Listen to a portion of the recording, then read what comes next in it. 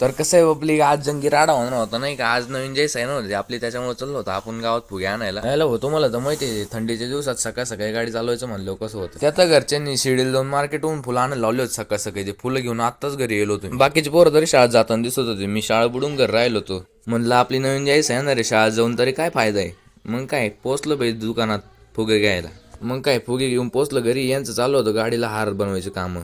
माझ्या हाताला काही रांगोळीत नाव काढताय आणि मा भाऊ म्हणे मग थांब म्हणे तुम्ही मी काढतो. म्हणलं तर घरात जाऊन पाहावं तर घरात सगळे फुगे फुगले होते मशीननं. मग काय गाडी वस्तीवर आली म्हणलं थोडेफार फटाके बिटाके वाहणारच होते नाही का. फायनली आपली जयस आहे घरी आली भाऊ. मग काय फुलं बिलं टाकून स्वागत केलं गाडीत. मग काय उशीर न करता मी चढलो वर. म्हणलं ते फुग्याची कमान केली ती गाडीला तरी लावून घेऊ. मग काय चढलो वर आणि लावले फुगे. कशी दिसते सांगावं का.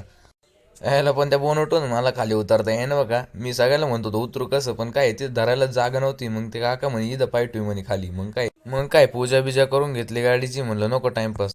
मग काय पूजा बिजा करून आपण आलो 10:30 वाजता मंदिरात साईबाबाच्या. मग काय भाई नाही का दर्शनाला जायची ओढ. तुम्हाला माहितच आहे आता बाबांच्या दरबारात गेलो कसं होतं. फायनली भाई दर्शन झाले. आपला डॉन शेजारीच उभा होता.